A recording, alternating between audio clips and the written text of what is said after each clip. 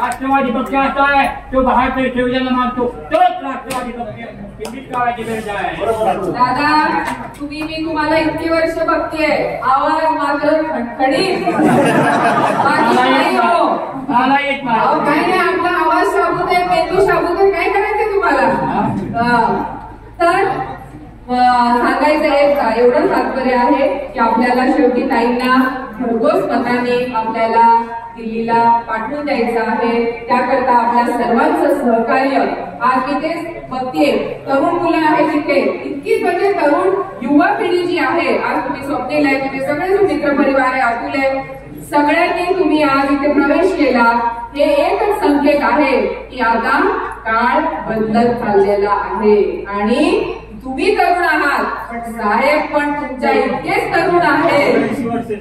84 वर्षाचा योद्धा आहे आणि तरुण आहेत ते. त्याच्यामुळे आपण सर्वांनी 84 वर्षाचे जोपर्यंत होणार होतं तेव्हा साहेबांचा आदर्श घ्यायचा आणि साहेबांसारखाच आपण खंबीरपणे सत्याच्या बाजूने लढत राहायचं, बरोबर?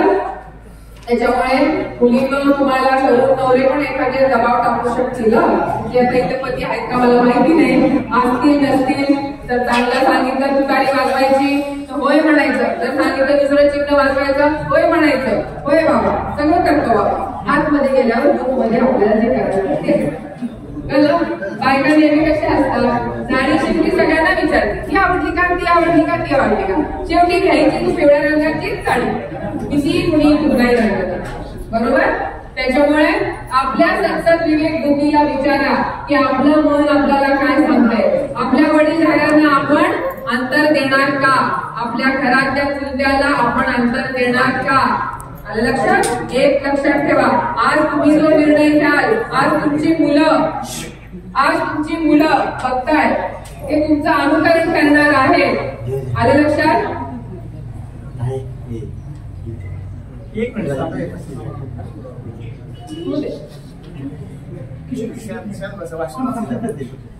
याच्या आधी मी आता उद्धट गावामध्ये गेले होते, ओके? तर त्या गावामध्ये मुलांना मी गेल्यावरती एक तरुण तडफदार मुलगा आतमध्ये चालत आला. आमची सभा चालू होती तर तिथे एक अण्णा वयस्कर बसले होते. गर्दी होती, भरपूर जागा बसायला नव्हती. आला तो मुलगा, रवींद्र त्याचं नाव आलं आणि मला कोणीतरी सांगितलं तो बसला माग बसला. तर माग बसल्यावरती मला कोणतरी काय म्हणालं, तू गावचा सरपंच आहे. आता सरपंच म्हणल्यावरती मला पण धडकी त्याच्याकडे तर आपण इथंच बसवलं पाहिजे, होय की नाही? आता एवढं मोठे आपण शिकायला लागले ना आपल्या आजूबाजूला काय चाललंय. पदाला जास्त मान द्यायचा, वयाला मानाला काही नाही द्यायचा. आला तो बसला, मी म्हटलं अरे सरपंच पुढे ये. तो बिचारा लाजत बिजत घाबरत बिबरत आला आणि ते वयस्कर बसले होते त्यांच्या पुढे येऊन बसला. त्याच्यानंतर मला वकील साहेब म्हणतात, वकील साहेब आपलं वकील साहेब ते आहेत ना, तो पुढे येत नव्हता कारण ते पुढे बसलेत ना त्याचे चुलते आले. मी म्हटलं आधी उठ आणि मागे मागे जाऊन बसला. तो पण बिचारा उठला, रवींद्र आणि त्याच्या चुलत्याच्या मागे जाऊन बसला. हे आहे आपले संस्कार, त्याला म्हणतात आपली भारतीय संस्कृती, जी तुमची माझी आई ते शिकवती. माझी आई काही वेगळं शिकवत नाही, तुमची आई काय वेगळं शिकवत नाही का? वडील पण तेवढाच आपल्यावर संस्कार करतात, हे आपण विसरता कामा नाही. त्याच्यामुळे आज इथे जमलेले शिवसेनेचे असतील, दीपक तुम्ही आला, आवर्जून आला, भिसेजी आले, सगळेजण आज इथे उपस्थित आहेत. नितीन भाऊ आलेले आहेत. तुमच्या बाबतीत जे घडलं ते तिथंच घडलं, आता हरकत नाही. कसं असतं, रामायण आणि महाभारत जेव्हा मी आमचा प्रचार करते लोक खाली ट्रोल करतात, तिकडे म्हणतात अहो तुम्ही रामायण कशाला सांगतात. अरे देवा, मी जीव चावली म्हणजे मग मी महाभारत सांगायला पाहिजे होतं का? मला तर आईने शिकवलं होतं श्रीराम मुखामध्ये आणि ओठात आणि हृदयात पण रामच पाहिजे, घरामध्ये पण रामायणच पाहिजे. पण असं नव्हतं ना माहिती की मुखामध्ये श्रीराम म्हणायचं आणि घरोघरी जाऊन महाभारत घडवायचं. ही नवीन आता पद्धत, नवीन ट्रेंड सुरू झालेला आहे मोबाईलवरती. पण रामायणमध्ये आपल्याला सर्वांना माहितीये की ज्याचं स्वतःचं हक्काचं असताना देखील जी व्यक्ती वनवासाला जाती तेव्हा घडतो रामायण, आणि महाभारत केव्हा घडतं जेव्हा दुसऱ्याचं आपण काढून घेतो त्यावेळेला तिथे वाद तयार होतो, तिथे क्लेश तयार होतो आणि त्यावेळेला तिकडे महाभारत घडतं. तर आपल्याला हे महाभारत आता इथे थांबवायचं आहे. त्याच्या पुढे आपल्याला अजून महाभारत घडवायची नाहीये. झालं गेलं खूप झालं. याच्या पुढे आपल्याला काहींना भरघोस मतांनी निवडून आणायचंय आणि या कुळवली गावामध्ये येऊन आपण सर्वांनी गुलाल खेळूया अशीच मी आपल्या सर्वांना आज इथे कळकळीची विनंती करते. आणि पुन्हा एकदा आपण सर्वजण एवढ्या मोठ्या संख्येने आलात याबद्दल मी आपली खरंच मनापासून आभार व्यक्त करते. एवढं बोलून मी आपली रजा घेते. जय हिंद, जय राष्ट्रवादी, जय आघाडी. विचार करताय की ताईंना बघू इंदापूरवाले, बारामतीवाले, बोरवाले, वेल्ला, पुरंदर, दौंड हे काय निर्णय घेतात याच्या सगळ्याच्याकडे लक्ष लागून राहिलेलं आहे. आणि आज माझ्या भगिनींनो, आज ही संधी तुमच्यावरती आलेली आहे. अभी नाही तो कभी नाही. त्याच्यामुळे आपल्याला जसं तुझ्या आईने तुला काय शिकवलं, एक तीळ किती जणांच्या वाटून खायचा, नक्की असं नाही करायचं. तुझ्या आईने शिकवलं एक तीळ एकटी खायचं, असं शिकवलं नाही शिकवलं. माझ्या आईने मला काय शिकवलं, एक तीळ 7 जणांच्या वाटून खायचा. कोरडी भाकरी खाऊ पण स्वाभिमानाने खाऊ, स्वतःच्या कष्टाने खाऊ, ना लाभार्थी हो ना बलिदान्यांचा भाग हो. उपाशी राहायला लागलं तरी पण आम्ही जी सत्याची साथ आहे ती आम्ही कधी पण सोडणार नाही. आपल्याकडे म्हण, आमच्याकडे आता इथे आम्ही अनेक वेळा घेऊन गेलेली आहे. पूर्वी प्रचारासाठी यायचे, मगाशी ठोकरे अण्णाने माझ्यावरती चक्क आरोपच केला. आता काय करू असं होतं, म्हणजे असं केलं तरी नावं ठेवतात, तसं केलं तरी नावं ठेवतात. मला म्हणाले तुम्ही आला गेला वेळेला उमेदवार निवडून दिला, प्रचार केला आणि तो उमेदवार बघा आज कुठे गेला. म्हणजे मला म्हणते पाप केली तुम्ही, मारुती राया चुकलं माझं, मला कृपा करून काय करू. आता लोकांची थोडीशी मती कधी कधी बदलते, चुकतंय निर्णय, येतील परत घरच्यातनं उडून जातात आई वडिलांना सोडून. त्यांना काय माहिती आई वडिलांनी किती कष्ट काढल्या, किती कष्ट घेतले. आज इथे ताई बसल्या, आज तुम्हाला मुलं किती आहेत? 2 मुली आहेत, 2 मुलं 2 मुली. नशिबान आहात तुम्ही. पण तुम्ही काय केलं. आज का तुमचा मुलगा तुमच्या समोर आला आणि म्हणाला की आई तू माझ्यासाठी काय केलं ग, काय शेवटी तुम्हाला सून आहे. समजा तुम्ही स्वयंपाक केला, मटण जर केलं समजा घरात, तुमच्या लेकाला तुमच्या हातचा स्वयंपाक आवडतो का बायकोच्या हातचा स्वयंपाक?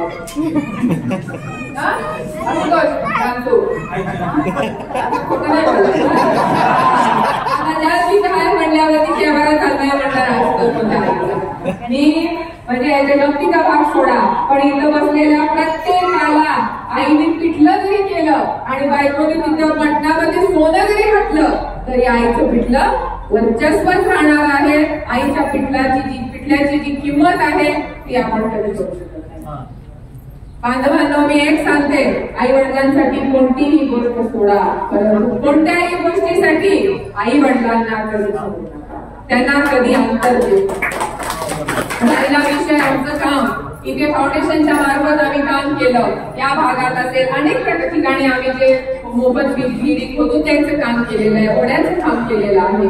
आपल्याकडे असं म्हणतात, भूक असेल तेवढं खाणं त्याला प्रकृती म्हणतात. भूक असेल तेवढं त्याला खाणं, तेवढं खाणं त्याला प्रकृती म्हणतात. भूक असेल त्याच्यापेक्षा जास्त खाणं त्याला विकृती म्हणतात. आणि वेळ प्रसंगी स्वतः उपाशी राहून इतरांना मदत करणं याला आपली भारताची संस्कृती म्हणतात. आणि आज आपण पवार साहेबांना तुम्ही सर्वजण इथे उपाशी, काय पाणी नाही प्यायला, जेवण नाही इथे, पण तुम्ही सर्वजण तहान भूक विसरून तुम्ही आज इथे उपस्थित राहिलेले आहात. ते निव्वळ शरद पवार साहेबांच्या प्रेमापोटी.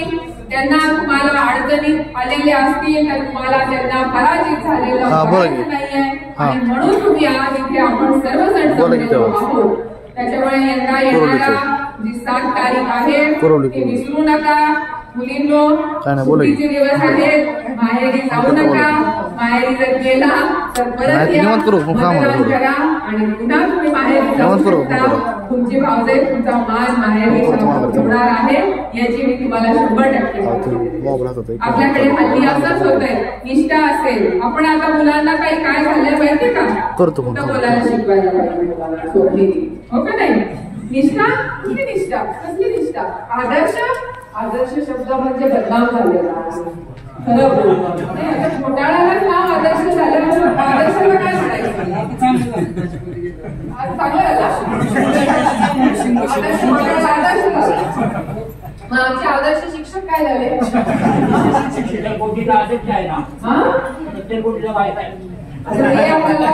आपल्याकडे आलेत का, आपण बघितले का, त्यामुळे आता आपण ते नाही बोलायचं. जाऊ भारतात काय केलं आणि त्याला मानताय. भारतीय संविधानाला मानणारा पवार साहेब आहे आणि पवार साहेबांनी नामकरण केलं ते 1984 केलं त्या विचाराची आम्ही मानताय. राष्ट्रवादी पक्ष असा आहे तो भारतीय संविधानाला मानतो, तोच राष्ट्रवादी पक्ष किंचित काळाची गरज आहे. दादा तुम्ही, मी तुम्हाला इतकी वर्ष बघतेय, आवाज मात्र खडखडीत काही नाही. आपला आवाज शाबूत आहे, मेंदू शाबूत आहे, काय करायचंय तुम्हाला. तर सांगायचं एवढं तात्पर्य आहे की आपल्याला शेवटी ताईंना भरघोस मताने आपल्याला दिल्लीला पाठवून द्यायचं आहे. त्याकरता आपल्या सर्वांचं सहकार्य आज मी तेच बघते, तरुण मुलं आहेत इथे, इतकी म्हणजे तरुण युवा पिढी जी आहे. आज तुम्ही स्वप्नील आहे, तुझे सगळे मित्र परिवार आहे, अतुल आहे, सगळ्यांनी तुम्ही आज इथे प्रवेश केला. हे एकच संकेत आहे की आता काळ बदलत चाललेला आहे आणि तुम्ही तरुण आहात, पण साहेब पण तुमच्या इतकेच तरुण आहेत. 84 वर्षाचा योद्धा आहे आणि तरुण आहेत ते. त्याच्यामुळे आपण सर्वांनी 84 वर्षाचे जोपर्यंत होणार आहोत ना, तेव्हा साहेबांचा आदर्श घ्यायचा आणि साहेबांसारखाच आपण खंबीरपणे सत्याच्या बाजूने लढत राहायचं. बरोबर. त्याच्यामुळे मुलींना तुम्हाला तरुण नवरे पण एखादे दबाव टाकू शकतील की आता इथे पती आहेत का मला माहिती नाही, असतील नसतील. तर चांगलं सांगितलं तुतारी वाजवायची तर होय म्हणायचं, जर सांगितलं दुसरं चिन्ह वाजवायचं होय म्हणायचं. होय बाबा, सगळं करतो बाबा. आतमध्ये गेल्यावर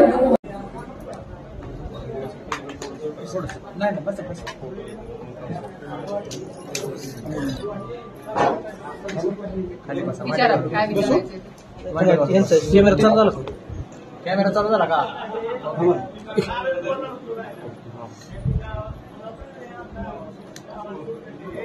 जेवला तुम्ही सगळे जेवला. आज इंदापूर दौरा सुरू आहे, कशा प्रकारे प्रचार सुरू आहे आणि कार्यकर्त्यांच्या काय भावना आहेत. अनेकांना धमकी येतात, तुम्ही भाषणामध्ये उल्लेख केला. कार्यकर्त्यांच्या नक्की कार्यकर्त्यांना कुणाकडून धमक्या दिल्या जात आहेत आणि इथून पुढच्या कालावधीमध्ये कार्यकर्त्यांना आपल्या माध्यमातून कशी ताकद दिली जाणार आहे. आज आम्ही सकाळी जवळजवळ 8:30 पावणे 9 वाजल्यापासून आम्ही सर्वजण राष्ट्रवादी शरद पवार गट असा आम्ही सगळेजण, आमचे जे कार्यकर्ते असतील, आमचे जे पदाधिकारी आहेत, ज्येष्ठ आहेत, असे आम्ही सर्वजण मिळून, आमच्या सर्व माता भगिनी मिळून आम्ही सकाळी 8:30-9 वाजताच आज प्रचाराला सुरुवात केली. आणि आम्हाला जो आज रिस्पॉन्स आज इथे, खरं तर आम्ही प्रचार याआधीच सुरू केलेला होता, परंतु आज इंदापूर तालुक्यामध्ये आम्ही ह्या बाजूनी आज सुरू केलेलं आहे. तावशी असेल, उदट असेल, जाम असेल आणि अजून पहिलं गाव आपलं कुठलं होतं, सपकळवाडी होती, पुरवली होतं. तर अतिशय सुंदर प्रतिसाद आहे. म्हणजे खरंच देवाचे आभार आम्ही सर्वजण मानतो की देव आमच्या पाठीशी आहे. काही दिवसांपूर्वी संशोधनगर येथे विविध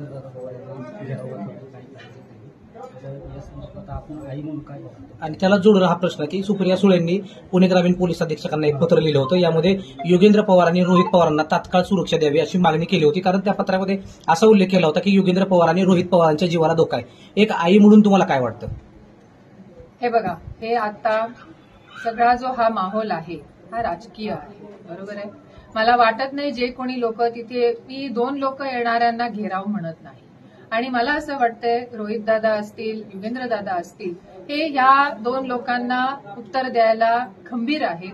त्यांना शेवटी त्यांच्या आजोबांची शिकवण आहे चांगली. त्याच्यामुळे मला असं वाटतं त्यांनी युगेंद्रदादांनी चांगल्या पद्धतीने उत्तर दिलेलं आहे आणि त्या लोकांना देखील जे आले होते त्यांना देखील त्यांची चूक कळून चुकली होती की आपण इथे यायला नको पाहिजे होतं. आपण उगीच म्हणजे कधी कधी कसं असतं उगीच काहीतरी विरोधकांना आता काय झालंय मुद्देच राहिलेले नाहीयेत साहेबांच्या बद्दल आणि ताईंच्या बद्दल बोलायला मुद्दे नाहीयेत म्हणून ते हे असे छोटे छोटे मुद्दे शोधून काढतात. रोहित पवार हे अगोदर व्यावसायिक होते आणि नंतर राजकारणामध्ये आले. आता राजकारणामध्ये आल्यानंतर त्यांनी भाजपच्या विरोधात जी भूमिका मांडायला चालू केली. यानंतर आता योगेंद्र पवार थोडे सक्रिय झालेत. ते देखील व्यावसायिकच आहेत सुरुवातीपासून, आता राजकारणामध्ये आलेत. जशी रोहित पवारांवरती ईडीची कारवाई करण्याचा प्रयत्न भाजपच्या माध्यमातून झाला तशी कारवाई करण्याचा प्रयत्न योगेंद्र पवार होऊ शकतो का? हे बघा आता ते मी तर कोणावर कारवाई करत नाहीये ना, त्याच्यामुळे हा प्रश्नाचं उत्तर तुम्ही मला विचारणं मला वाटत नाही योग्य आहे हे. आणि कसं आहे शेवटी हे लोकशाही आहे, सर्वजण ताई हेच सांगतात, साहेब हेच सांगतात.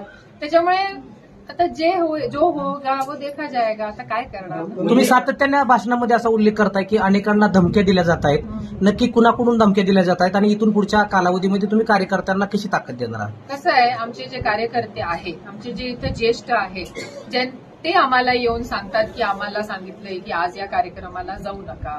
मी परवा दिवशी पुरंदरमध्ये होते. पुरंदरचं जे माळशिरस गाव आहे त्या गावामध्ये मी गेले होते. तिथे देखील आम्हाला सांगण्यात आलं की आम्हाला पोलिसांचे फोन येत आहेत आणि आम्हाला धमकी दिली जाते की तुम्ही या कार्यक्रमाला जायचं नाही.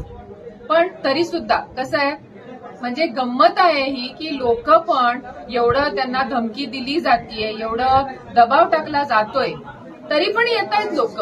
ते शेवटी मायबाप जनता हुशार आहे ना, त्यांना माहिती आहे. आणि आव्हान काय करायचं, मी आव्हान करण्यात पण मी कोणी मोठी नाहीये. आम्ही आज इकडे ताईंचा प्रचार करायला सर्वजण एक सर्वसामान्य कार्यकर्ती म्हणून मी आज इथे आलेले आहे. आमचं सामाजिक काम आहे या भागामध्ये आणि आमची ह्या भागामध्ये प्रत्येक घराशी आमचं एक नातं आहे, एक कौटुंबिक नातं आहे.